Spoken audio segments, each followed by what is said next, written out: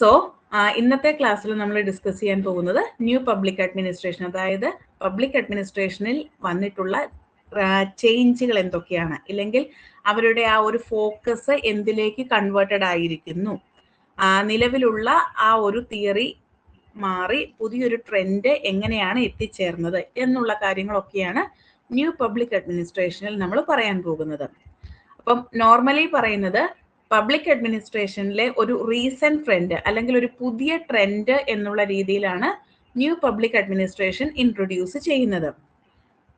ഈ public അഡ്മിനിസ്ട്രേഷന്റെ emergence എന്ന് പറയുന്നത് ഫ്രാങ്ക് മരീനി പബ്ലിഷ് ചെയ്തിട്ടുള്ള towards a new public administration the Minnowbrook perspective എന്ന് പറയുന്ന ഒരു ബുക്കിന്റെ പബ്ലിക്കേഷനാണ്. പ്രധാനപ്പെട്ട 1-2 ഫാക്ടേഴ്സ് ഉണ്ട്. അതിലേറ്റവും ഇമ്പോർട്ടൻ്റ് ആയിട്ട് പറയുന്ന ഒന്നാണ് towards a new public administration the Minnowbrook perspective. ഈ ഒരു ബുക്ക് വളരെ ഇമ്പോർട്ടൻ്റ് ആണ്, പ്രീവിയസ് ഇയർ ക്വസ്റ്റ്യൻസ് ആയിട്ട് ചോദിച്ചിട്ടുണ്ട്.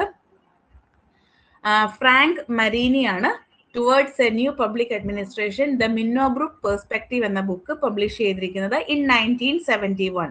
ഈ ഇയർ ഒന്ന് ഓർത്ത് വെച്ചേക്കുക, കുറച്ച് ഇമ്പോർട്ടൻ്റ് ആണ്. സോ ന്യൂ പബ്ലിക് അഡ്മിനിസ്ട്രേഷൻ ഉണ്ടാവാനുള്ള ഫസ്റ്റ് റീസൺ എന്ന് പറയുന്നത് ഫ്രാങ്ക് മരീനിയുടെ towards a new public administration the Minnowbrook perspective എന്ന് പറയുന്ന ബുക്കാണ്. ഇനി രണ്ടാമതായിട്ട് പറയുന്നത് നമ്മൾ ഇന്നലെ പഠിച്ച ഒരു തിങ്കർ തന്നെയാണ്, ഡ്വൈറ്റ് വാൾഡോ. ഡ്വൈറ്റ് വാൾഡോയുടെ administration in a time of turbulence എന്ന് പറയുന്ന ഒരു ബുക്കാണ് രണ്ടാമത്തെ റീസൺ എന്ന് പറയുന്നത്. ഈ 2 ബുക്കുകളുടെയും പബ്ലിക്കേഷനാണ് ന്യൂ പബ്ലിക് അഡ്മിനിസ്ട്രേഷൻ എന്ന് പറയുന്ന ഒരു പുതിയ കോൺസെപ്റ്റ് ഉണ്ടായി വരുന്നതിന് കാരണമായിരിക്കുന്നത്. ആൻഡ് ഈ 2 കോൺസെപ്റ്റുകൾ അല്ലെങ്കിൽ ഈ 2 ബുക്കുകളും കൂടുതലായിട്ടും ഇൻഫ്ലുവൻസ് ചെയ്തത് അന്നത്തെ കാലഘട്ടത്തിലെ കുറെ യങ്ങർ ഏജ് ഗ്രൂപ്പിനെയാണ്. അതായത് പബ്ലിക് അഡ്മിനിസ്ട്രേഷനെ കുറിച്ച് പഠനം നടത്തുന്ന കുറച്ച് യങ്സ്റ്റേഴ്സിനെയാണ്, ഒരു യങ്ങർ ഗ്രൂപ്പിനെയാണ് ഇത് ഇൻഫ്ലുവൻസ് ചെയ്തതും. അങ്ങനെ ഇതിന്റെ ഭാഗമായിട്ട് മിന്നോബ്രൂക്ക് കോൺഫറൻസ് 1968 നടക്കുകയും ഉണ്ടായി. അപ്പോൾ ഈ മിന്നോബ്രൂക്ക് കോൺഫറൻസ് ആണ് ന്യൂ പബ്ലിക് അഡ്മിനിസ്ട്രേഷന്റെ ഉദയത്തിന് കാരണമെന്ന് നമുക്ക് പറയാൻ പറ്റും.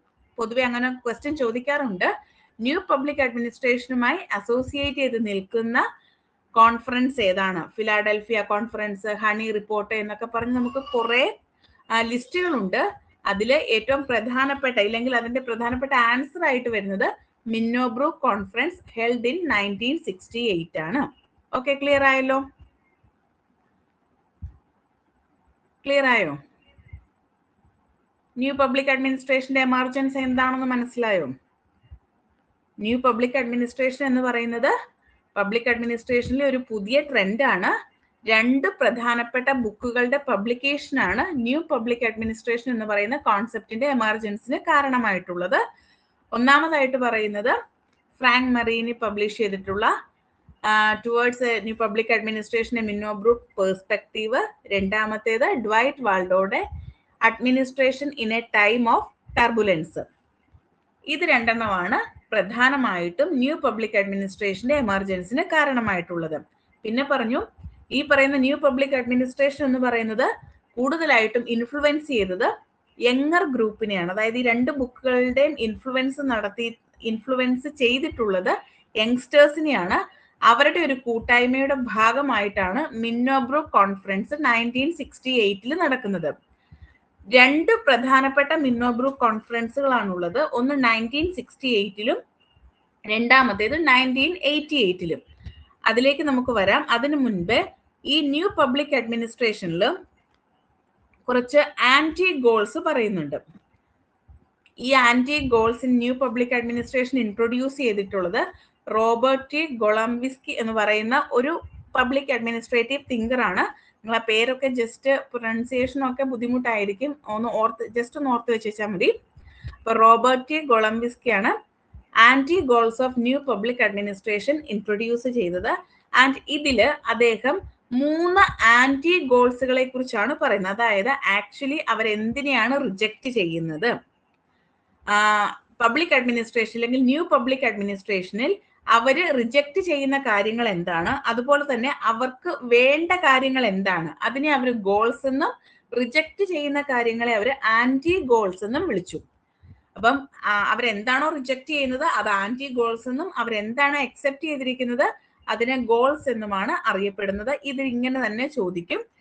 എന്തൊക്കെയാണ് ന്യൂ പബ്ലിക് അഡ്മിനിസ്ട്രേഷന്റെ ആന്റി ഗോൾസ്, ഏതൊക്കെയാണ് ന്യൂ പബ്ലിക് അഡ്മിനിസ്ട്രേഷന്റെ ഗോൾസ് എന്ന് തന്നെ ക്വസ്റ്റ്യനിൽ ചോദിക്കാറുണ്ട്. താഴെ ഓപ്ഷൻസ് തന്നിട്ട് ചൂസ് ദ കറക്റ്റ് വൺ എന്നുള്ള രീതിയിലാണ് ഇതിൽ ക്വസ്റ്റ്യൻസ് നമ്മൾ കാണാറ്.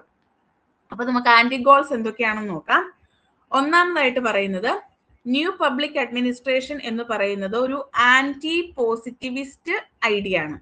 എന്ന് വെച്ച് കഴിഞ്ഞാൽ പോസിറ്റിവിസം എന്ന് പറഞ്ഞാൽ എന്താ? പോസിറ്റിവിസം മുന്നോട്ട് വെക്കുന്നത് വാല്യൂ ഫ്രീ ആയിട്ടുള്ള ഒരു കോൺസെപ്റ്റ് ആണ് അല്ലെ, ഇല്ലെങ്കിൽ ഒരു അപ്രോച്ച് എന്ന് പറയാം. വാല്യൂ ഫ്രീ ആയിട്ടുള്ള അപ്രോച്ച് ആണ് പബ്ലിക് അഡ്മിനിസ്ട്രേഷനിൽ ആദ്യ ബിഹേവിയറലിസം ഒക്കെ വരുന്ന സമയത്ത് അവർ ഫോളോ ചെയ്തിരുന്നത്. എന്നാൽ ന്യൂ പബ്ലിക് അഡ്മിനിസ്ട്രേഷൻ വരുന്നതോടുകൂടി ഈ വാല്യൂ ഫ്രീ എന്നുള്ളതിൽ നിന്നും വാല്യൂ ഓറിയന്റഡ് ആയിട്ടായിരിക്കണം പബ്ലിക് അഡ്മിനിസ്ട്രേഷൻ എക്സിസ്റ്റ് ചെയ്യേണ്ടത് എന്നുള്ളതാണ് ഇവിടെ പറയുന്നത്. സോ ഫസ്റ്റ് ആന്റി ഗോൾ എന്ന് പറയുന്നത് they reject the definition of public administration as value free. എപ്പോഴും വാല്യൂ ഫ്രീ ആയിട്ട് നിലനിൽക്കണം എന്നുള്ളതാണ് പബ്ലിക് അഡ്മിനിസ്ട്രേഷനിൽ അതുവരെ ഉണ്ടായിരുന്ന കാഴ്ചപ്പാട്. ആ ഒരു കാഴ്ചപ്പാടിൽ ചേഞ്ച് വരുത്തുക എന്നുള്ളതായിരുന്നു അവരുടെ ഫസ്റ്റ് ആന്റി ഗോൾ ആയിട്ട് പറയുന്നത്. അതായത് ആന്റി പോസിറ്റിവിസ്റ്റ് നേച്ചർ ആക്കണം ന്യൂ പബ്ലിക് അഡ്മിനിസ്ട്രേഷൻ എന്നുള്ളതാണ്. രണ്ടാമതായിട്ട് പറയുന്നത് they reject a rationalist or perhaps deterministic view of human kind. എന്ന് വെച്ച് കഴിഞ്ഞാൽ നമ്മൾ ചിന്തിക്കുന്ന എല്ലാ കാര്യങ്ങൾക്കും ഒരു റാഷണൽ വ്യൂ ഉണ്ടായിരിക്കണം, ഇല്ലെങ്കിൽ റീസൺ ആയിരിക്കണം അൾട്ടിമേറ്റ് ആയിട്ട് എല്ലാത്തിന്റെയും ബേസ് എന്നുള്ള ഒരു കോൺസെപ്റ്റിലാണ് നമുക്കറിയാം ബിഹേവിയറലിസം ഒക്കെ എക്സിസ്റ്റ് ചെയ്തിരുന്നത് ആ ഒരു കോൺസെപ്റ്റിലാണ്. അപ്പം അത്തരത്തിൽ റീസൺ മാത്രമല്ല ഒരു കോൺസെപ്റ്റിന്റെ എക്സിസ്റ്റൻസിന് കാരണമായിട്ടുള്ളത്, അതിനുപരിയായിട്ട് മറ്റു ചില കാര്യങ്ങൾ കൂടി, ഇപ്പൊ മൊറാലിറ്റി ആവാം, ഇല്ലെങ്കിൽ അതുമായി അസോസിയേറ്റ് ചെയ്തിട്ടുള്ള മറ്റുള്ള കോൺസെപ്റ്റുകളാവാം. ഇത്തരത്തിലുള്ള ഐഡിയകളും പബ്ലിക് അഡ്മിനിസ്ട്രേഷന്റെ ഭാഗമാണ് എന്നുള്ളതായിരുന്നു ഈ റിജക്ഷൻ ഓഫ് റാഷണലിസം കൊണ്ട് ഉദ്ദേശിക്കുന്നത്. മൂന്നാമതായിട്ട് പറയുന്നത് they reject any definition of public administration that was not properly involved in policy. അതായത് പബ്ലിക് അഡ്മിനിസ്ട്രേഷൻ നമ്മൾ ലാസ്റ്റ് സ്റ്റേജ് പറഞ്ഞപ്പോൾ പറഞ്ഞിട്ടുണ്ടായിരുന്നില്ലേ, പബ്ലിക് പോളിസി അപ്രോച്ച് ആണ്. അപ്പം പബ്ലിക് അഡ്മിനിസ്ട്രേഷൻ എന്ന് പറഞ്ഞു കഴിഞ്ഞാൽ എന്തെങ്കിലും തരത്തിലുള്ള ഒരു പോളിസി അല്ലെങ്കിൽ ഒരു പോളിസി ഫോർമുലേഷൻ ഉൾക്കൊള്ളിച്ചിട്ടുള്ള ഒരു ആക്ടിവിറ്റി ആയിരിക്കണം പബ്ലിക് അഡ്മിനിസ്ട്രേഷൻ എന്ന് പറയുന്ന കാഴ്ചപ്പാടിനെ ഇവര് എതിർത്തു എന്നുള്ളതാണ്.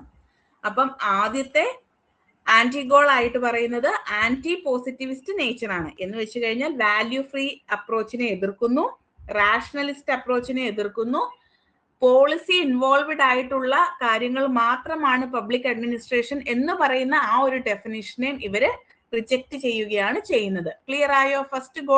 ഫസ്റ്റ് ആന്റി ഗോൾ മനസ്സിലായോ?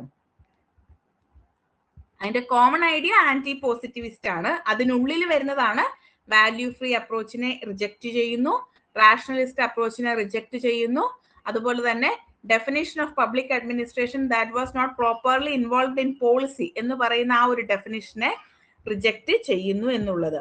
ക്ലിയർ ആയോ? മൂന്നെണ്ണം ക്ലിയർ ആയോ? അടുത്തതിലേക്ക് പോകട്ടെ. ഓക്കെ ആണോ?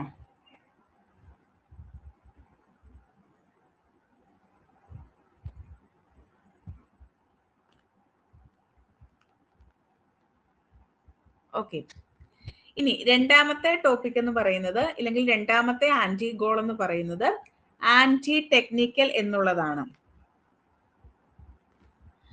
അതായത് ആന്റി ടെക്നിക്കൽ എന്നതുകൊണ്ട് ഉദ്ദേശിക്കുന്നത് നമ്മൾ ഈ ഒരു കോൺസെപ്റ്റ് ഒക്കെ പഠിച്ചു കഴിയുമ്പോൾ പുതിയതായിട്ടൊരു കോൺസെപ്റ്റ് പഠിക്കും, സയന്റിഫിക് മാനേജ്മെന്റ് തിയറി, അതുപോലെ ക്ലാസിക്കൽ തിയറി. ഇത്തരത്തിലുള്ള തിയറികളിലെല്ലാം നമ്മൾ പറയുന്ന എന്താ, ഹ്യൂമൻ ബീയിങ്സ് ഒരു മെഷീൻ പോലെയാണ്. ഒരു മെഷീൻ എങ്ങനെയാണോ പ്രവർത്തിക്കുന്നത് ആ മെഷീൻ പ്രവർത്തിക്കുന്നത് പോലെ ആയിരിക്കണം ഹ്യൂമൻ ബീയിങ്സ് എക്സിസ്റ്റ് ചെയ്യേണ്ടത്. ഇല്ലെങ്കിൽ ഓർഗനൈസേഷനിൽ ഹ്യൂമൻ ബീയിങ്സിന്റെ സ്റ്റാൻഡ് എന്ന് പറയുന്നത് ഇത്തരത്തിൽ ഒരു മെഷീനെ പോലെ ആയിരിക്കും എന്നുള്ളതാണ്. അപ്പൊ അത്തരത്തിലുള്ള ഐഡിയാസിനെ എതിർക്കുക എന്നുള്ളതാണ് ആന്റി ടെക്നിക്കൽ എന്നതുകൊണ്ട് ഉദ്ദേശിക്കുന്നത്. ഒരു മെഷീൻ സിസ്റ്റം അല്ലെങ്കിൽ ലോജിക് ഓഫ് മെഷീൻ എന്നാണ് പറയുന്നത്. ഒരു മെഷീനെ പോലെ ഹ്യൂമൻ ബീയിങ്സിനെ കൺസിഡർ ചെയ്യാതെ അതിനപ്പുറത്തേക്ക് ആസ് എ ഹ്യൂമൻ ബീയിങ് എന്നുള്ള രീതിയിൽ ഓർഗനൈസേഷനിലുള്ള സ്റ്റാഫുകളെ ട്രീറ്റ് ചെയ്യുക എന്നുള്ളതാണ് ആന്റി ടെക്നിക്കൽ കൊണ്ട് ഉദ്ദേശിക്കുന്നത്. ഇനി മൂന്നാമതായിട്ട് പറയുന്നത് the new public administration is more or less anti bureaucratic and anti hierarchical. എപ്പോഴും ഹൈറാർക്കിക്കൽ സ്ട്രക്ചറിലാണ് നമ്മൾ അഡ്മിനിസ്ട്രേഷനെ കാണുന്നത്. അപ്പൊ ആന്റി ഹൈറാർക്കിക്കൽ ആണ് എന്ന് പറയുമ്പോൾ ഹൈറാർക്കിക്കൽ സ്ട്രക്ചറിന് എതിരായിട്ടാണല്ലോ പറയുന്നത്. സോ ന്യൂ പബ്ലിക് അഡ്മിനിസ്ട്രേഷൻ എപ്പോഴും ഫോക്കസ് ചെയ്യുന്നത് ഈ ഒരു ഹൈറാർക്കിക്കൽ സ്ട്രക്ചറിനെ ബേസ് ചെയ്തുകൊണ്ടല്ല, ഇല്ലെങ്കിൽ ലെസ് ഹൈറാർക്കിക്കൽ സ്ട്രക്ചറിലുള്ള ഒരു ഓർഗനൈസേഷനാണ് ന്യൂ പബ്ലിക് അഡ്മിനിസ്ട്രേഷൻ ഫോക്കസ് ചെയ്യുന്നത്. ആന്റി ബ്യൂറോക്രാറ്റിക് ആയിട്ട് അതൊരു നമ്മുടെ ഉദ്യോഗസ്ഥ വൃന്ദങ്ങൾ എന്ന് പറയുന്ന ആ ഒരു കോൺസെപ്റ്റ് ഉണ്ടല്ലോ, അതിന് എതിരായിട്ടാണ് ന്യൂ പബ്ലിക് അഡ്മിനിസ്ട്രേഷൻ നിലനിൽക്കുന്നത്. കംപ്ലീറ്റ്ലി ആന്റി ബ്യൂറോക്രാറ്റിക് എന്നതുകൊണ്ടല്ല ഉദ്ദേശിക്കുന്നത്. അവിടെ ഒരു ബ്യൂറോക്രാറ്റിക് സിസ്റ്റം ഉണ്ടാവണം, എന്നിരുന്നാലും അതിന് പ്രയോറിറ്റി ഉണ്ടാവാൻ പാടില്ല, അല്ലെങ്കിൽ അതാണ് അൾട്ടിമേറ്റ് എന്നുള്ള ഒരു കോൺസെപ്റ്റ് അവിടെ ഉണ്ടാവാൻ പാടില്ല എന്നുള്ളതാണ് ഇതുകൊണ്ട് ഉദ്ദേശിക്കുന്നത്. സോ 3 പ്രധാനപ്പെട്ട ആന്റി ഗോൾസ് ആണ് ന്യൂ പബ്ലിക് അഡ്മിനിസ്ട്രേഷനിലുള്ളത്. ഒന്നാമത്തേത് ആന്റി പോസിറ്റിവിസ്റ്റ് നേച്ചർ ആണ്, രണ്ടാമത്തേത് ആന്റി ടെക്നിക്കൽ ആണ്, മൂന്നാമത്തേത് anti bureaucratic and anti hierarchical ആണ്. ക്ലിയർ ആയോ? 3 ആന്റി ഗോൾസും ക്ലിയർ ആയോ? ഒന്നുകൂടി പറയണോ? ക്ലിയർ ആയോ?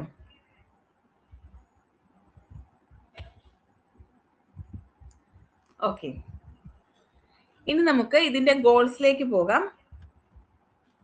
ഗോൾസ് വളരെ സിമ്പിൾ ആണ്, പക്ഷെ അത്രത്തോളം തന്നെ ഇമ്പോർട്ടന്റുമാണ്.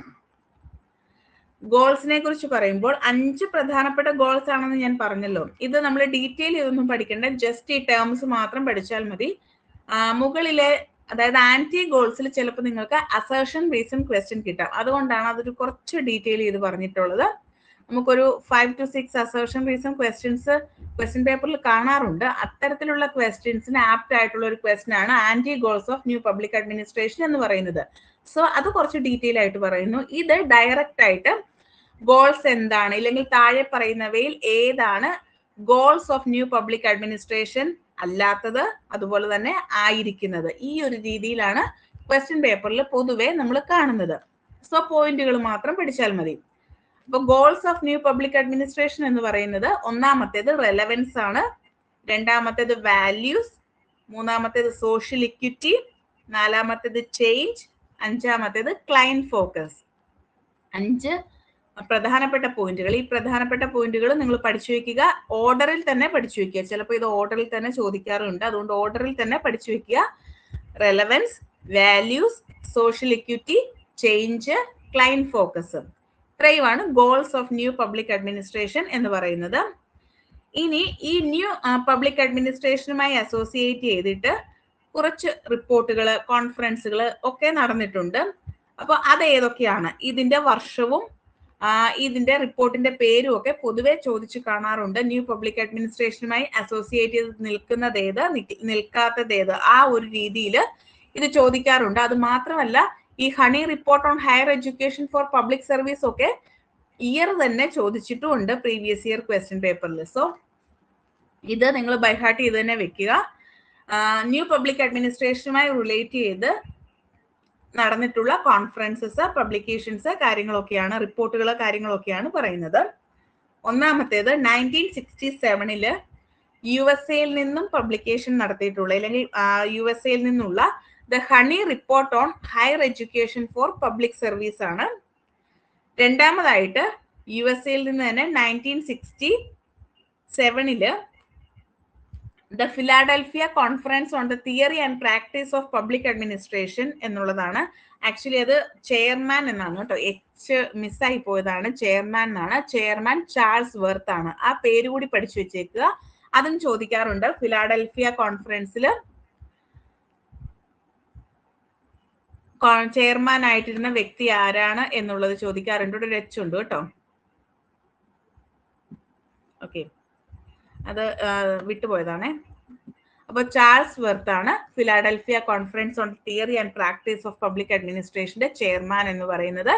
പിന്നെ നമ്മൾ ഓൾറെഡി പറഞ്ഞിട്ടുള്ള മിന്നോബ്രൂക്ക് കോൺഫറൻസ് ആണ്. 2 മിന്നോബ്രൂക്ക് കോൺഫറൻസുകളുണ്ട്. ഒന്നാമത്തേത് 1968-ലും രണ്ടാമത്തേത് മിന്നോബ്രൂക്ക് കോൺഫറൻസ് സെക്കൻഡ് 1988-ലും.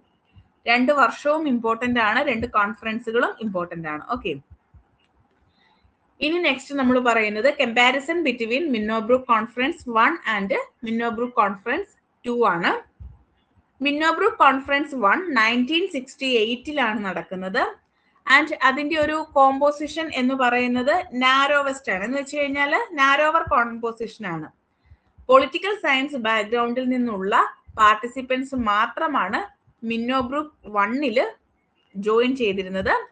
എന്നാൽ മിന്നോബ്രൂക്ക് 2-ല് ഒരു വൈഡർ കോമ്പോസിഷൻ ആണ്. എന്ന് വെച്ച് കഴിഞ്ഞാൽ മറ്റുള്ള സബ്ജക്റ്റുകളിൽ നിന്നും, ഫോർ എക്സാമ്പിൾ ആയിട്ട് economics, planning, policy analysis, policy studies, urban studies, ഇത്തരത്തിലുള്ള ഈ പോളിസി റിലേറ്റഡ് ആയിട്ടുള്ള ഇല്ലെങ്കിൽ ഇക്കണോമിക്കൽ ആയിട്ടുള്ള കാര്യങ്ങളെല്ലാം ഉൾക്കൊള്ളിക്കുന്ന സബ്ജക്റ്റുകളിൽ നിന്നും പാർട്ടിസിപ്പൻസ് ഉണ്ടായിരുന്നു എന്നുള്ളതാണ് ഫസ്റ്റിൽ നിന്നും സെക്കൻഡുമായി കമ്പയർ ചെയ്യുമ്പോഴുള്ള ഫസ്റ്റ് ഡിഫറൻസ് എന്ന് പറയുന്നത്.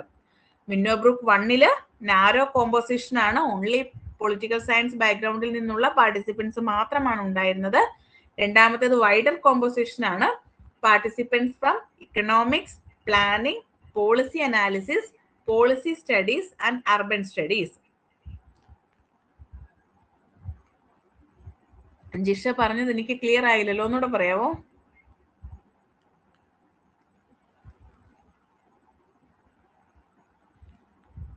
മൈക്ക് ഓൺ ചെയ്യാൻ പറ്റൂല, മൈക്ക് ഓൺ ചെയ്ത് പറഞ്ഞു.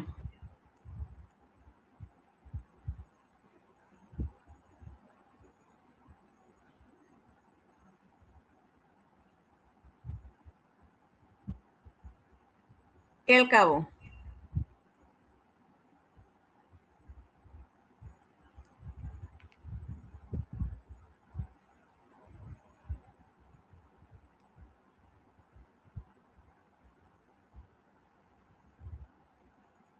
ഓക്കെ ആണോ? പ്രീവിയസ് പേജ് ഗോൾസ് ആണോ വേണ്ടേ?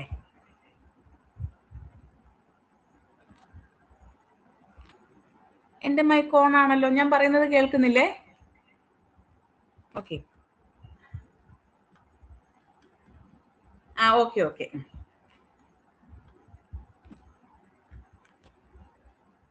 നമ്മുടെ കോൺഫറൻസുകളുടെ ലിസ്റ്റ് പറഞ്ഞത്, ഒന്നാമത്തേത് honey report on higher education for public service 1967.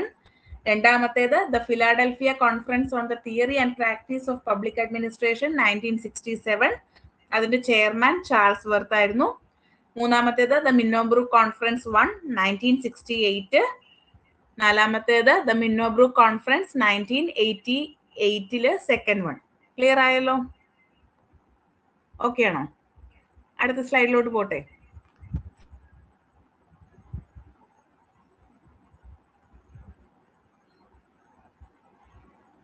Okay,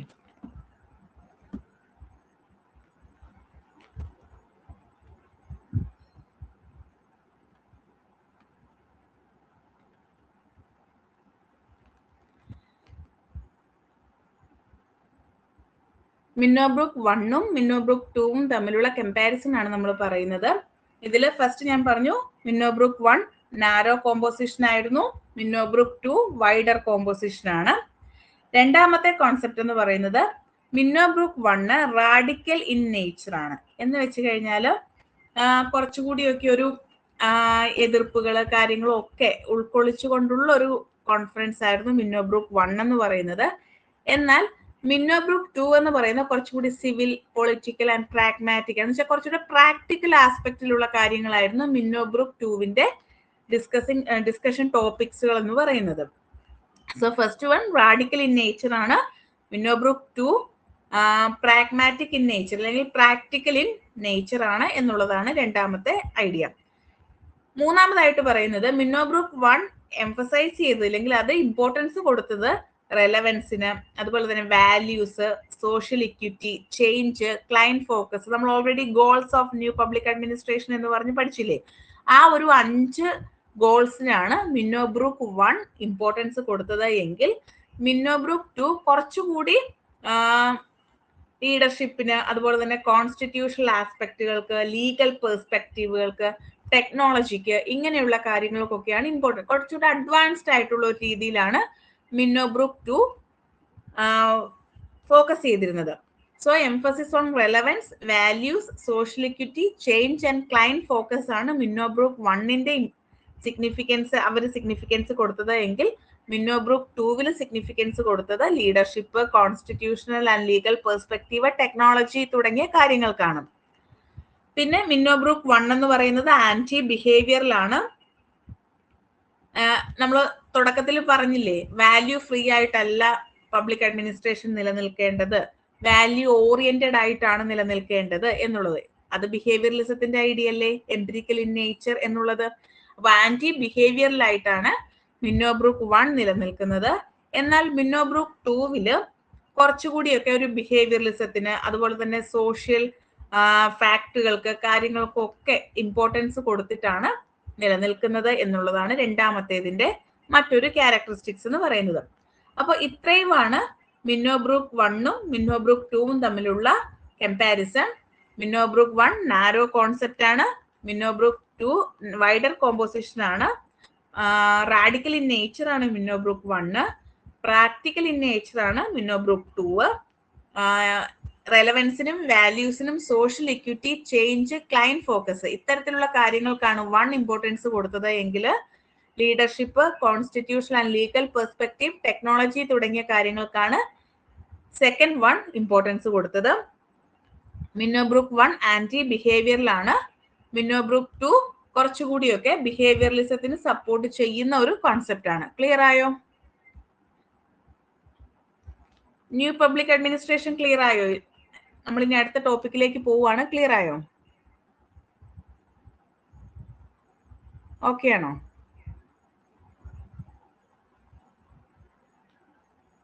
okay. ഇനി ന്യൂ പബ്ലിക് മാനേജ്മെന്റ് ഫസ്റ്റ് യൂണിറ്റിലെ ലാസ്റ്റ് ടോപ്പിക് ആണ് കേട്ടോ. ന്യൂ പബ്ലിക് മാനേജ്മെന്റ് ഇത് കുറച്ചുകൂടി എന്താണ്, ഒരു ഇക്കണോമിക്കൽ പെർസ്പെക്റ്റീവിൽ അല്ലെങ്കിൽ ഒരു പ്രോഫിറ്റ് ഓറിയന്റഡ് ആയിട്ടുള്ള ഒരു അപ്രോച്ചാണ്. പൊതുവെ മാനേജ്മെന്റ്, ഇക്കണോമിക്സ് ഒക്കെ തുടങ്ങിയ സബ്ജക്റ്റുകളിൽ എന്ന് വെച്ചാൽ ഇക്കണോമിക് പെർസ്പെക്റ്റീവിൽ കാര്യങ്ങൾ അനലൈസ് ചെയ്യുന്ന സബ്ജക്റ്റുകളിൽ കൂടുതലായിട്ട് നമ്മൾ ഡിസ്കസ് ചെയ്യുന്ന ഒരു ടോപ്പിക്കാണ്. ഒപ്പം തന്നെ പബ്ലിക് അഡ്മിനിസ്ട്രേഷന്റെ ഭാഗമായിട്ട് ന്യൂ പബ്ലിക് മാനേജ്മെന്റിനെ കൺസിഡർ ചെയ്യാറുണ്ട്. ഈ ന്യൂ പബ്ലിക് അഡ്മിനിസ്ട്രേഷന് ശേഷം വന്നിട്ടുള്ള ഒന്നാണ് ന്യൂ പബ്ലിക് മാനേജ്മെന്റ് എന്ന് പറയുന്നത്. 1980s new public management originate ചെയ്യുന്നത്. ആൻഡ് ഈ ന്യൂ പബ്ലിക് മാനേജ്മെന്റ് എന്ന് പറയുന്ന ഈ ടേം കോയിൻ ചെയ്തിരിക്കുന്ന ആളാണ് ക്രിസ്റ്റഫർ ഹുഡ് എന്ന് പറയും. ഇയാളുടെ പേര് ചോദിച്ചിട്ടുണ്ട് ഇതിന് മുന്നേ ക്വസ്റ്റ്യനിൽ. ന്യൂ പബ്ലിക് മാനേജ്മെന്റ് എന്ന് പറയുന്ന ടേം കോയിൻ ചെയ്ത അഡ്മിനിസ്ട്രേറ്റീവ് തിങ്കർ ആണ് ക്രിസ്റ്റഫർ ഹുഡ്. ഈ പേര് ഓർത്ത് വെച്ചേക്ക്, ഇമ്പോർട്ടന്റ് ആണ് കേട്ടോ. ക്രിസ്റ്റഫർ ഹുഡ് ആണ് ന്യൂ പബ്ലിക് മാനേജ്മെന്റ് എന്ന് പറയുന്ന ടേം കോയിൻ ചെയ്തത്. And inspired by private sector management principles. ഇതിന്റെ ബേസിക് എന്താണെന്ന് ചോദിച്ചു കഴിഞ്ഞാൽ നമ്മൾ ഇത്രയും നേരം പറഞ്ഞത് ഓർഗനൈസേഷനിൽ വെൽഫെയർ സ്റ്റേറ്റിൽ അല്ലെങ്കിൽ വെൽഫെയർ മെഷേഴ്സിനായിരിക്കണം ഇമ്പോർട്ടൻസ് കൊടുക്കേണ്ടത്. ഒരു വെൽഫെയർ സ്റ്റേറ്റ് ക്രിയേറ്റ് ചെയ്യുക എന്നുള്ളതാണ് പബ്ലിക് അഡ്മിനിസ്ട്രേഷന്റെ ലക്ഷ്യം എന്ന് പറയുന്നത്. പബ്ലിക് പോളിസീസ് കൃത്യമായി നടപ്പിലാക്കുക എന്നുള്ളതാണ് പബ്ലിക് അഡ്മിനിസ്ട്രേഷന്റെ ലക്ഷ്യം എന്നുള്ളതൊക്കെ. അങ്ങനെ ആ ഒരു വാല്യൂ ഓറിയന്റഡ് ആയിട്ട് അല്ലെങ്കിൽ കൃത്യമായിട്ട് ഈ വെൽഫെയർ മെഷേഴ്സുമായി റിലേറ്റഡ് ആയിട്ടുള്ള കാര്യങ്ങളുമായിട്ടാണ് പബ്ലിക് അഡ്മിനിസ്ട്രേഷൻ അത്രയും നാളും ഡിഫൈൻ ചെയ്തിരുന്നത്. ഇതിൽ നിന്നൊക്കെ വ്യത്യസ്തമായിട്ട് ഈ ന്യൂ പബ്ലിക് മാനേജ്മെന്റ് ആണ് പബ്ലിക് അഡ്മിനിസ്ട്രേഷന് മറ്റൊരു പെർസ്പെക്റ്റീവ് ഉണ്ട് എന്നുള്ള ഒരു കാര്യം മുന്നോട്ട് വെക്കുന്നത്. അതായത് വെൽഫെയർ എന്നുള്ളത് മാത്രമല്ല, കുറച്ചുകൂടി ഈ പ്രൈവറ്റ് സെക്ടർ ഫോളോ ചെയ്യുന്നത് പോലെ തന്നെ എഫിഷ്യൻസി, പ്രൈവറ്റൈസേഷൻ, കസ്റ്റമർ സാറ്റിസ്ഫാക്ഷൻ എന്നിങ്ങനെയൊക്കെയുള്ള കാര്യങ്ങളെ കൂടി ഫോക്കസ് ചെയ്തുകൊണ്ടായിരിക്കണം പബ്ലിക് അഡ്മിനിസ്ട്രേഷൻ നിലനിൽക്കേണ്ടത് എന്നുള്ളതാണ് ന്യൂ പബ്ലിക് മാനേജ്മെന്റിന്റെ പ്രധാനപ്പെട്ട ഐഡിയ എന്ന് പറയുന്നത്. അപ്പോൾ ഇതിൽ കൂടുതലായിട്ടും ഫോക്കസ് ചെയ്തിരിക്കുന്നത് എന്തിലായിരിക്കും? പ്രൈവറ്റ് സെക്ടർ പ്രിൻസിപ്പിൾസിലായിരിക്കും അല്ലേ? അതായത് ഓരോ സിറ്റിസണിനെ കസ്റ്റമേഴ്സ് ആയിട്ടാണ് ഇവിടെ ട്രീറ്റ് ചെയ്യുന്നത്. ന്യൂ പബ്ലിക് അഡ്മിനിസ്ട്രേഷനിൽ നമ്മുടെ ഓരോ ഫോളോ ചെയ്യുന്നത് സിറ്റിസൺസിനെയാണ്. ഈ ഓരോ സിറ്റിസണിനെയും ഓരോ കസ്റ്റമർ ആയിട്ടാണ് ന്യൂ പബ്ലിക് മാനേജ്മെന്റിൽ ട്രീറ്റ് ചെയ്യുന്നത്. പക്ഷേ ഇങ്ങനെ ട്രീറ്റ് ചെയ്യുമ്പോൾ ഇവിടെ കുറച്ച് ഇഷ്യൂസ് ഒക്കെ ഉണ്ടാകും. ന്യൂ പബ്ലിക് മാനേജ്മെന്റിന്റെ പ്രധാനപ്പെട്ട ഫീച്ചേഴ്സ് എന്തൊക്കെയാണെന്ന് ചോദിച്ചു കഴിഞ്ഞാൽ ഒന്നാമതായിട്ട് പറയുന്നത് എഫിഷ്യൻസി ഓറിയന്റഡ് ഗവേണൻസ് ആയിരിക്കും. അതായത് കൃത്യമായിട്ടുള്ള കാര്യക്ഷമത ഉറപ്പുവരുത്തി ഇപ്പൊ ഏതെങ്കിലും ഒരു പോളിസി ഇംപ്ലിമെന്റ് ചെയ്യണമെങ്കിൽ കൃത്യമായിട്ട് അത് ഇംപ്ലിമെന്റ് ചെയ്തിട്ടുണ്ടോ എന്നുള്ളൊരു പരിശോധന അവിടെ ഉണ്ടാകും. കറക്റ്റ് ടൈം ഫ്രെയിമിൽ തന്നെ അത് ചെയ്തിട്ടുണ്ടോ എന്നുള്ളത് അവര് ഫോക്കസ് ചെയ്യുന്നുണ്ടാകും. അങ്ങനെ എഫിഷ്യൻസി ഓറിയന്റഡ് ആയിട്ടുള്ള ഗവേണൻസ് ആണ് ന്യൂ പബ്ലിക് മാനേജ്മെന്റിലൂടെ പബ്ലിക് അഡ്മിനിസ്ട്രേഷനിൽ സാധ്യമാകുന്നത്. രണ്ടാമതായിട്ട് മാർക്കറ്റ് ഓറിയന്റഡ് ആയിട്ടുള്ള കാര്യങ്ങളായിരിക്കും ഇവിടെ വരുന്നത്. അതായത് ഒരു നോർമൽ പ്രൈവറ്റ് സ്ഥാപനം എങ്ങനെ പ്രവർത്തിക്കുന്നുവോ അതുപോലെ തന്നെ പബ്ലിക് സ്ഥാപനങ്ങളും പ്രവർത്തിക്കുക എന്നുള്ളതാണ് ഉദ്ദേശിക്കുന്നത്. ഒപ്പം പബ്ലിക് സർവീസസ് ഒക്കെ പ്രൈവറ്റൈസ് ചെയ്യുക എന്നുള്ളതാണ്. അങ്ങനെ പ്രൈവറ്റൈസ് ചെയ്യുന്നതിന്റെ ഭാഗമായിട്ടാണ് നമ്മൾ ഈ കോൺട്രാക്ട് വർക്കുകളൊക്കെ കൊടുക്കത്തില്ലേ, അപ്പൊ ഇതൊക്കെ ഇതിന്റെ ഒരു ഭാഗമായിട്ടാണ്. മൊത്തം ഗവൺമെന്റൽ പെർസ്പെക്റ്റീവിൽ മാത്രം ചെയ്യാതെ പ്രൈവറ്റൈസ് ചെയ്യുക, എല്ലാ ഡിപ്പാർട്ട്മെന്റുകളും പ്രൈവറ്റൈസ് ചെയ്യുക എന്നുള്ളതും ഈ ന്യൂ പബ്ലിക് മാനേജ്മെന്റിന്റെ ഒരു പ്രത്യേകതയാണ്. അതോടൊപ്പം തന്നെ പെർഫോമൻസ് ബേസ്ഡ് ഇവാലുവേഷൻ, ഓരോ ഡിപ്പാർട്ട്മെന്റിനും ഓരോ ഫിനാൻഷ്യൽ ഇയറിൽ കൊടുത്തിട്ടുള്ള കാര്യങ്ങൾ കൃത്യമായി നടപ്പിലാക്കുന്നുണ്ടോ എന്നുള്ളത് പരിശോധിക്കുക എന്നുള്ളതും ന്യൂ പബ്ലിക് മാനേജ്മെന്റിന്റെ പ്രത്യേകതയാണ്. അപ്പൊ എഫിഷ്യൻസി ഓറിയന്റഡ് ഗവേണൻസ് ആയിരിക്കണം, മാർക്കറ്റ് ഡ്രിവൺ റിഫോംസ് ആണ് അവിടെ ഉള്ളത്, privatisation of public services, performance based evaluation. ഇങ്ങനെ 4 പ്രധാനപ്പെട്ട ഫീച്ചേഴ്സ് ആണ് ന്യൂ പബ്ലിക് മാനേജ്മെന്റ് മുന്നോട്ട് വെക്കുന്നത്. എന്നാൽ ഇതിന് കുറച്ച് ക്രിറ്റിസിസംസ് വരുന്നുണ്ട്. കാരണം ഒരു പ്രൈവറ്റ് സ്ഥാപനം എങ്ങനെ പ്രവർത്തിക്കുന്നുവോ അത്തരത്തിലൊരു ഗവൺമെന്റ് സ്ഥാപനത്തിന് പ്രവർത്തിക്കുന്നതിന് ലിമിറ്റേഷൻസ് ഉണ്ട്.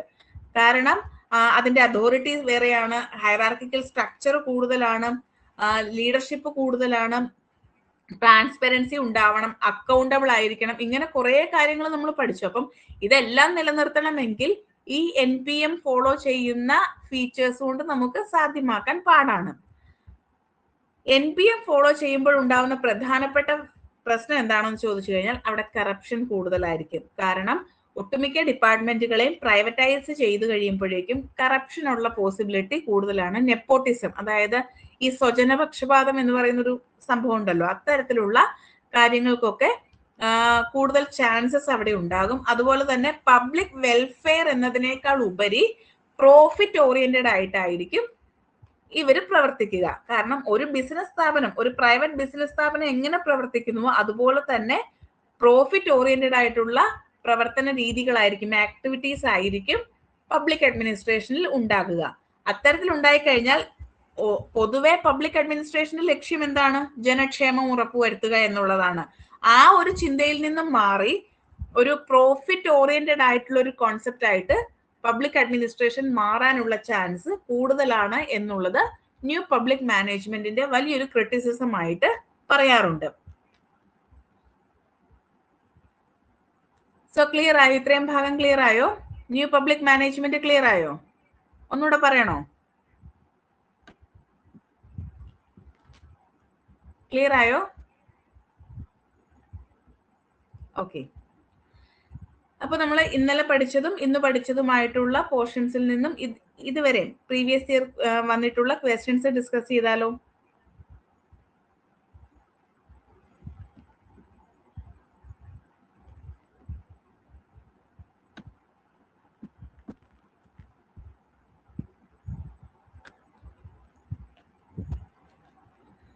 The first question ഇതാണ്. The concept of new public administration is associated with option A, Princeton School, option B, Minnowbrook Conference, option C, Philadelphia Conference, option D, Frankfurt School. ഏതുമായിട്ടായിരിക്കും associate ചെയ്തിട്ടുള്ളത്? New public administration ഏതുമായിട്ട് associate ചെയ്തിരിക്കുന്നത്? ബാക്കിയുള്ളവരൊക്കെ chat ബോക്സിൽ ഒന്ന് comment ചെയ്യോ? New public administration mainly associated with, നമ്മൾ കുറെ കാര്യങ്ങൾ പറഞ്ഞു. ഇപ്പൊ ഫിലാഡൽഫിയ കോൺഫറൻസ് ഒക്കെ കാണുമ്പോൾ നിങ്ങൾക്ക് കൺഫ്യൂഷൻ ആവരുത്. മെയിൻലി അസോസിയേറ്റഡ് വിത്ത് ആണ് ഇവർ ചോദിക്കുക കേട്ടോ. ഓക്കെ, കറക്റ്റ് ആണ്. മിന്നോബ്രൂ കോൺഫറൻസുമായിട്ട് അസോസിയേറ്റ് ചെയ്ത് നിൽക്കുന്ന ഒന്നാണ് ന്യൂ പബ്ലിക് അഡ്മിനിസ്ട്രേഷൻ എന്ന് പറയുന്നത്. രണ്ടാമത്തെ question, the integral view of administration was supported by. Integral view of administration കൊണ്ടുവന്നത് ആരാണ്, ഇല്ലെങ്കിൽ ആരൊക്കെയാണ്? First L D White, Gladden, Dimock, all of the above. ഇതിന്റെ ആൻസർ എന്താ? രണ്ടിന്റെ ആൻസർ എന്താ? ഇന്നലെ നമ്മൾ പഠിച്ചതാണ്. Integral view, managerial view, subject matter view, ഓർമ്മയില്ലേ? ഓക്കെ, ബാക്കി ആരെങ്കിലും?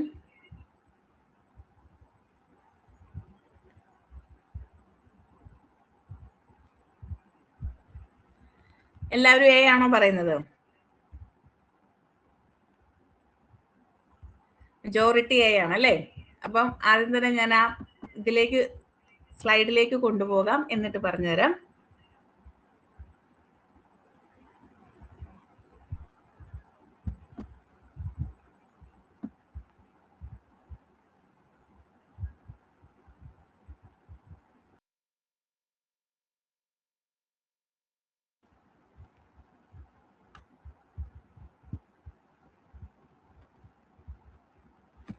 ഇവിടെ കണ്ടോ, നമ്മൾ സ്കോപ്പ് ഓഫ് പബ്ലിക് അഡ്മിനിസ്ട്രേഷൻ പറഞ്ഞപ്പോൾ രണ്ടുപേരെ നമ്മൾ ഓൾറെഡി പറഞ്ഞു. എൽ ഡി വൈറ്റും ഡിമോക്കും ഇന്റഗ്രൽ വ്യൂവിനെ സപ്പോർട്ട് ചെയ്യുന്നവരാണ് നമ്മൾ ഓൾറെഡി പറഞ്ഞു വെച്ചിട്ടുണ്ട്.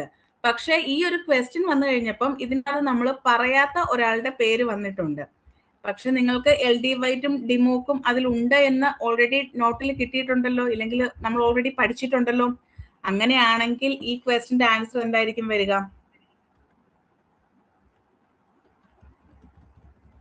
ഇതില് എൽ ഡി വൈറ്റ് ഷുവർ ആണ്, ഡിമോക്ക് ഷുവർ ആണ്. ഗ്ലാഡനെയാണ് നിങ്ങൾക്ക് കുറച്ചെങ്കിലും ഡൗട്ട് ഉള്ളത്.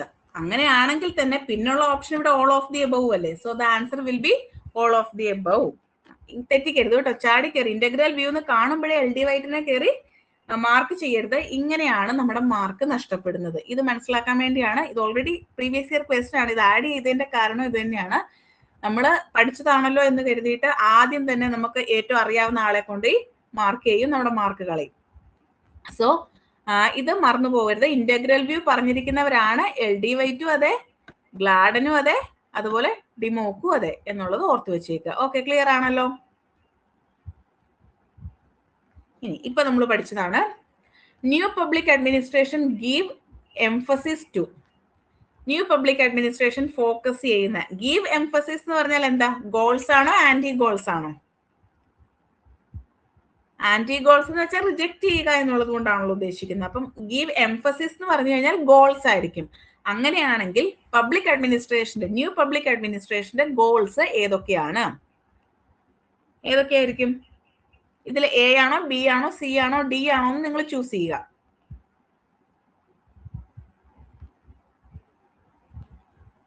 ക്ലിയർ ആയല്ലോ? എല്ലാവരും സി ആണ് പറയുന്നത്. വേറെ ഓപ്ഷൻ എന്തെങ്കിലും ഉണ്ടോ, അതോ സി തന്നെ ഉറച്ചു നിൽക്കുന്ന എല്ലാവരും? ഡൗട്ട് അടിക്കണ്ട, സി തന്നെയാണ് answer. Relevance, value, equity, change. ഇവിടെ ഒരെണ്ണം കൂടി ഉണ്ട്. ഏതാ ഇനി ഒരെണ്ണം കൂടി ഉള്ളത്? ഏതാ? നമ്മൾ 5 എണ്ണമല്ലേ പഠിച്ചത്? ഓപ്ഷനിൽ 4 എണ്ണമല്ലേ ഉള്ളൂ. ഒരെണ്ണം കൂടെ നമ്മൾ പഠിച്ചില്ലേ? ഏതായിരുന്നു? റെലവൻസ് ഉണ്ട്, വാല്യൂ ഉണ്ട്, ഇക്വിറ്റി ഉണ്ട്, ചേഞ്ച് ഉണ്ട്, ക്ലയന്റ് ഫോക്കസ്. അങ്ങനെ ഒരു പോയിന്റ് കൂടെ നമ്മൾ പഠിച്ചില്ലേ? Okay, client focus. അപ്പം ഇത് ഓർത്ത് വെച്ചേക്ക്. Relevance, value, equity, change and client focus ആണ് goals of new public administration എന്ന് പറയുന്നത്. ഓക്കെ, ക്ലിയർ ആയല്ലോ? ഇനിയുള്ള ക്വസ്റ്റ്യൻസ് ഞാൻ ഇതൊന്ന് ക്ലോസ് ചെയ്തിട്ട് പുതിയൊരു ഫയൽ എടുക്കുവാണേ. Just a minute.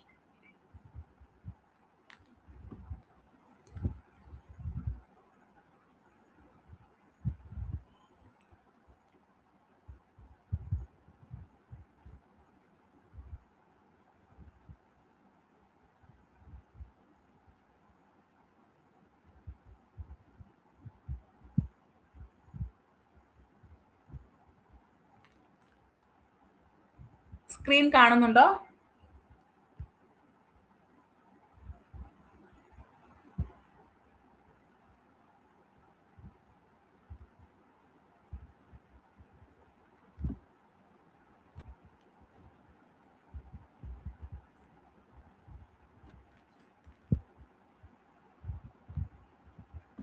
ഓക്കെ, നോക്കട്ടെ.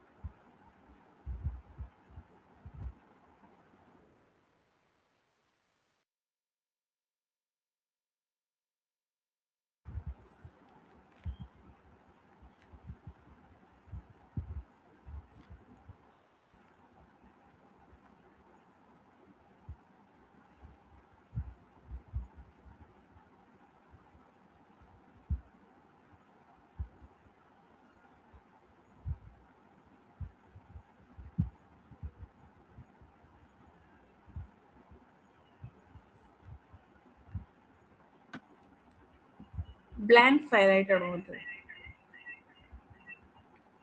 ബ്ലാങ്ക് ഫയൽ ആയിട്ടാണോ വന്നത്?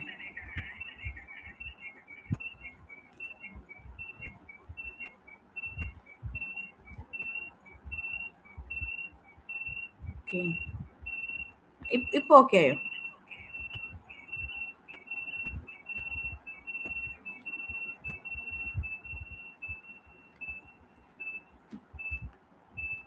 നെക്സ്റ്റ് ക്വസ്റ്റ്യൻ പറയട്ടെ.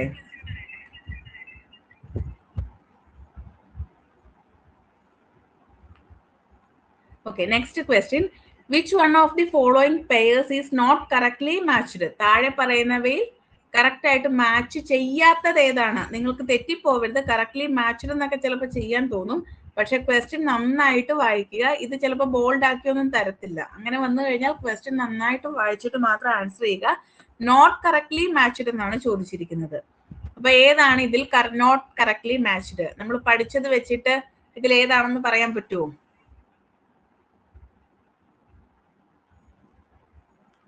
ഏതാ ഇതിന്റെ ആൻസർ? ഈ ക്വസ്റ്റിന്റെ ആൻസർ എന്താ?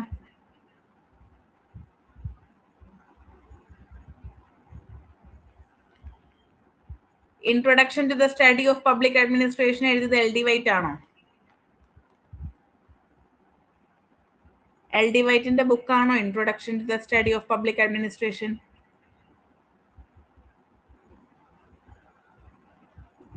ചാറ്റ് ബോക്സിൽ കമന്റ് ചെയ്യണേ.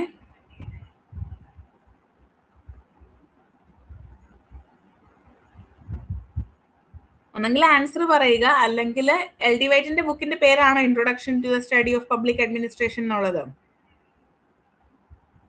ഇന്നലെ നമ്മൾ പഠിച്ചതല്ലേ?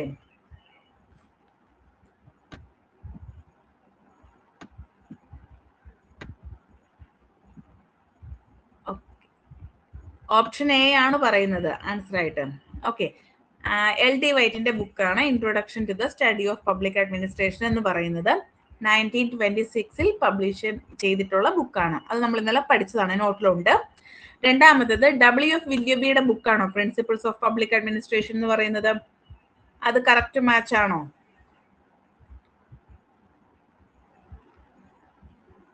നമ്മൾ സെക്കൻഡ് സ്റ്റേജ് പറഞ്ഞു തുടങ്ങിയത് തന്നെ എങ്ങനെയാണ്? പ്രിൻസിപ്പിൾസ് ഓഫ് അഡ്മിനിസ്ട്രേഷൻ എന്ന് പറയുന്ന സ്റ്റേജ് ആരംഭിക്കുന്നത് WF വില്യബിയുടെ principles of public administration 1927 publish ചെയ്തതോടുകൂടിയാണ് എന്ന് പറഞ്ഞല്ലേ നമ്മൾ ഇന്നലെ നിർത്തിയത്. സോറി, സെക്കൻഡ് സ്റ്റേജ് സ്റ്റാർട്ട് ചെയ്തത്. അങ്ങനെയാണെങ്കിൽ അദ്ദേഹത്തിന്റെ ബുക്കല്ലേ പ്രിൻസിപ്പിൾസ് ഓഫ് പബ്ലിക് അഡ്മിനിസ്ട്രേഷൻ എന്ന് പറയുന്നത്. ഇനി ഗ്ലാഡന്റെ ബുക്കാണോ ഇൻട്രൊഡക്ഷൻ ടു പബ്ലിക് അഡ്മിനിസ്ട്രേഷൻ എന്ന് പറയുന്നത്? നിങ്ങൾ നോക്കുമ്പോൾ ഇതിനകത്തെല്ലാം ഒരേപോലെ ഇരിക്കുന്നു അല്ലേ? ആകെ കൺഫ്യൂഷൻ ഉണ്ടാകും. പക്ഷെ ഇത് നിങ്ങൾ പഠിച്ചേ പറ്റത്തുള്ളൂ. ബുക്കുകളുടെ പേരും ഓതേഴ്സിന്റെ പേരും, ഇയർ അത്രയും ചോദിച്ചില്ലെങ്കിലും ബുക്കിന്റെ പേരും ഓതറിന്റെ പേരും പഠിക്കണം. ഗ്ലാഡന്റെ ബുക്ക് തന്നെയാണ് ഇൻട്രൊഡക്ഷൻ ടു പബ്ലിക് അഡ്മിനിസ്ട്രേഷൻ എന്നുള്ളത്. എന്നാൽ ഹെർബർട്ട് സൈമന്റെ ബുക്ക് അല്ല എ ഫിലോസഫി ഓഫ് അഡ്മിനിസ്ട്രേഷൻ എന്ന് പറയുന്നത്. അദ്ദേഹത്തിന്റെ ബുക്കിന്റെ പേര് അഡ്മിനിസ്ട്രേറ്റീവ് ബിഹേവിയർ എന്നാണ് കേട്ടോ. അത് ഓർത്ത് വെച്ചോളുക. അഡ്മിനിസ്ട്രേറ്റീവ് ബിഹേവിയർ എന്നാണ്. ഇതിൽ എഴുതിയിട്ട് തെളിയുന്നില്ല കേട്ടോ. ഓക്കെ, അഡ്മിനിസ്ട്രേറ്റീവ് ബിഹേവിയർ എന്നാണ് ഹെർബർട്ട് സൈമന്റെ ബുക്കിന്റെ പേര്. അതൊന്ന് എഴുതി വെച്ചോളുക. ഇനി നമ്മൾ പഠിക്കുന്ന സമയത്ത് അതെന്താണേലും നോട്ടിലുണ്ടാകും. പക്ഷെ ഈ ഒരു ക്വസ്റ്റ്യനിൽ കറക്റ്റ് പെയർ അല്ലാത്തത് ഓപ്ഷൻ ഡി ആണ്. ഹെർബർട്ട് സൈമണിന്റെ ബുക്കിന്റെ പേര് അഡ്മിനിസ്ട്രേറ്റീവ് ബിഹേവിയർ എന്നാണ്. ഓക്കെ, ക്ലിയർ ആയല്ലോ? ഇങ്ങനെ കൃത്യമായിട്ട് ക്വസ്റ്റ്യൻ നന്നായിട്ട് വായിച്ചിട്ട് മാത്രം ആൻസർ ചെയ്യുക. ഓക്കെ, ക്ലിയർ ആയോ? അടുത്ത ക്വസ്റ്റ്യനിലേക്ക് പോട്ടെ. ഓക്കെ ആണോ?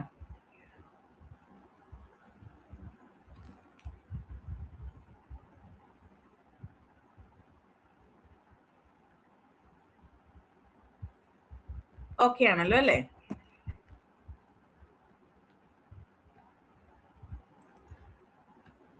ഒന്ന് ചാറ്റ് ബോക്സിൽ പറയൂ, ഞാൻ ഓഡിബിൾ ആണോ?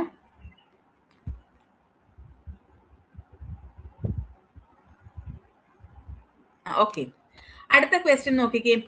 Public administration consist of all those operations having for their purpose the fulfillment or enforcement of public policy. ഈ ഡെഫിനിഷൻ കൊടുത്തിട്ടുള്ള അഡ്മിനിസ്ട്രേറ്റീവ് തിങ്കർ ആരാണ് എന്നാണ് ക്വസ്റ്റ്യൻ. ആൻസർ കമന്റ് ചെയ്തു. നമ്മൾ പഠിച്ചതാണ്. Public administration consists of all those operations having for their purpose the fulfillment or enforcement of public policy. ഇത് ആരുടെ definition ആണ്?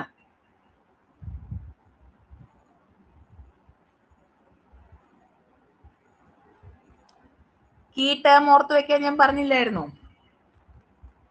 ഇതില് ദ ഫുൾഫിൽമെന്റ്, പബ്ലിക് പോളിസി എന്നൊക്കെ കാണുമ്പോൾ ആരെ ഓർക്കണം എന്നാണ് പറഞ്ഞത്? ഓക്കെ, കറക്റ്റ് ആണ്, LD വൈറ്റ് ആണ് അല്ലെ? The fulfilment or enforcement of public policy എന്ന് പറഞ്ഞു കഴിഞ്ഞാൽ അത് LD വൈറ്റ് ആണ്. അങ്ങനെയാണെങ്കിൽ ഈ പബ്ലിക് പോളിസി കഴിഞ്ഞിട്ട് ബൈ എ കോമ്പിറ്റന്റ് അതോറിറ്റി എന്നുകൂടി ഉണ്ടായിരുന്നെങ്കിൽ ആരായിരുന്നു? Fulfilment or enforcement of public policy by a competent authority എന്നുകൂടിയായിരുന്നു ഡെഫിനിഷൻ എങ്കിൽ ഇതിലാരായിരുന്നു? ഡിമോക്കാണ്. കറക്റ്റ് ആണ് കേട്ടോ. അപ്പം തെറ്റിക്കരുത്. ഡെഫിനിഷനിലെ കീ വേർഡുകൾ പഠിച്ചു വെക്കല്ലാതെ ഇപ്പം നമ്മൾ സാധാരണ രീതിയിൽ എന്താ ചെയ്യുക? ഈ പബ്ലിക് അഡ്മിനിസ്ട്രേഷൻ ഈ ഡെഫിനിഷൻ മൊത്തം കാണാതെ പഠിച്ചു വെക്കുക എന്നതാണ് പറയുന്നത് അല്ലെ?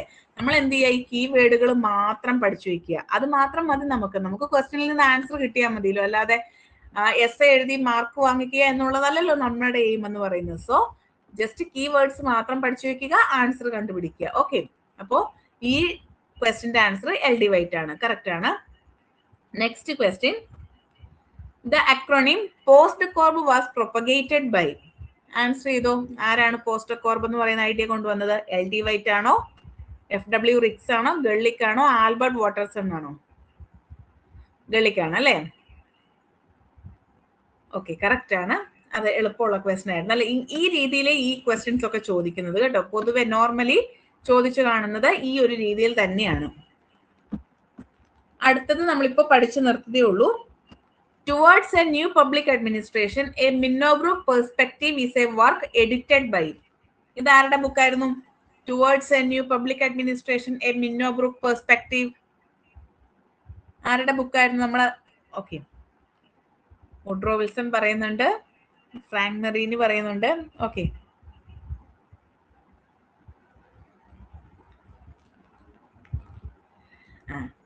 രണ്ടു മൂന്ന് പേർക്ക് തെറ്റിപ്പോയെന്ന് തോന്നുന്നു. 2 പേർക്ക് തെറ്റിപ്പോയെന്ന് തോന്നുന്നു.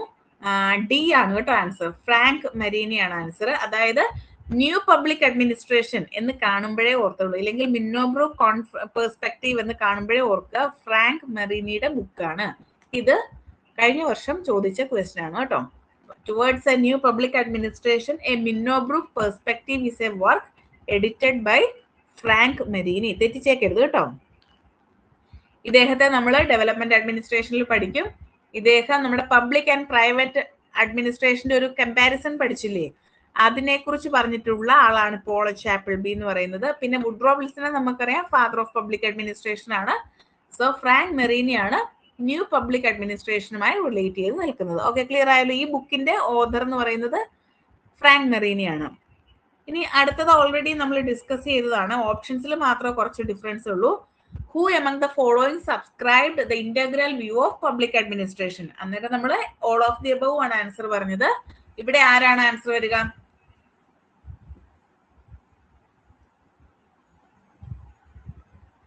LD വൈറ്റ് ആണ് അല്ലേ ആൻസർ? സിമ്പിൾ ക്വസ്റ്റ്യൻ ആയിരുന്നു. ദെൻ നെക്സ്റ്റ് നമ്മൾ പഠിക്കാൻ പോകുന്നതേ ഉള്ളേ. അത് നമുക്ക് സ്കിപ്പ് ചെയ്യാം. അത് നമുക്ക് നെക്സ്റ്റ് പഠിക്കാൻ പോകുന്നതേ ഉള്ളൂ. സ്ക്രീൻ ഓപ്പൺ ആയോ? ക്വസ്റ്റ്യൻ ഓപ്പൺ ആയോ?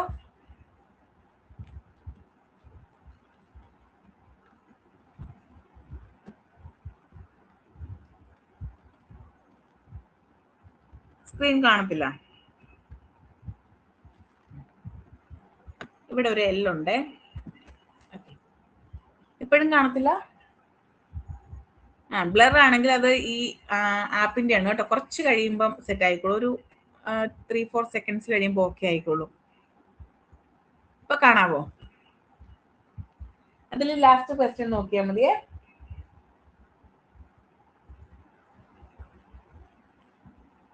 ഒന്നും കാണുന്നില്ല. ഒരു 2-3 സെക്കൻഡ് നമുക്ക് വെയിറ്റ് ചെയ്യാം. വന്നോളൂ അത്.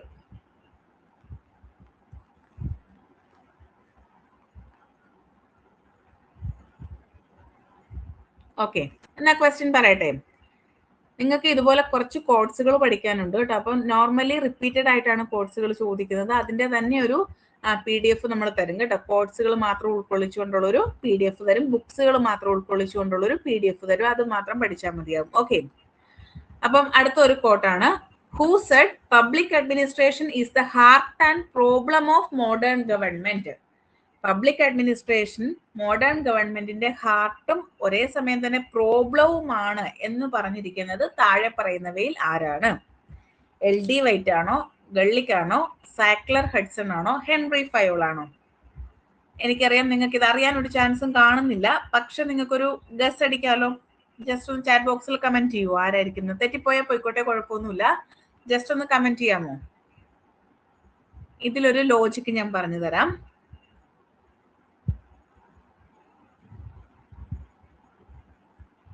എ ആണ് എല്ലാരും പറയുന്നത്.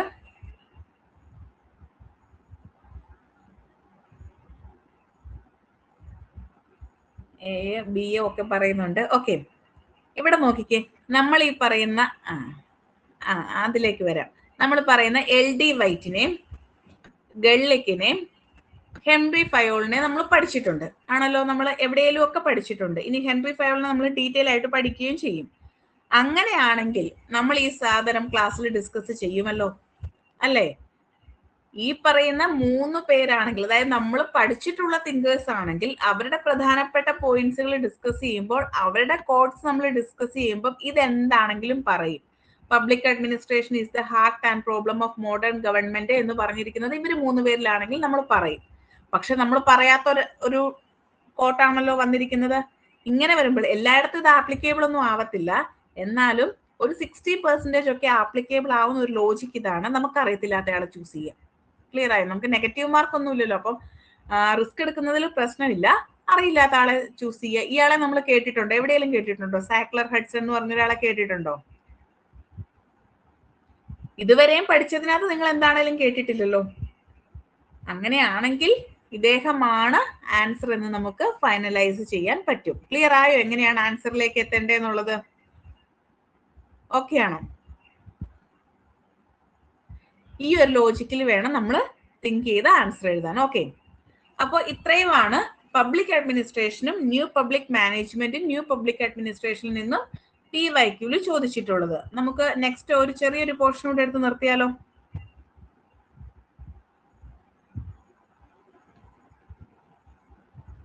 ഓ, 8:30 ആയല്ലേ?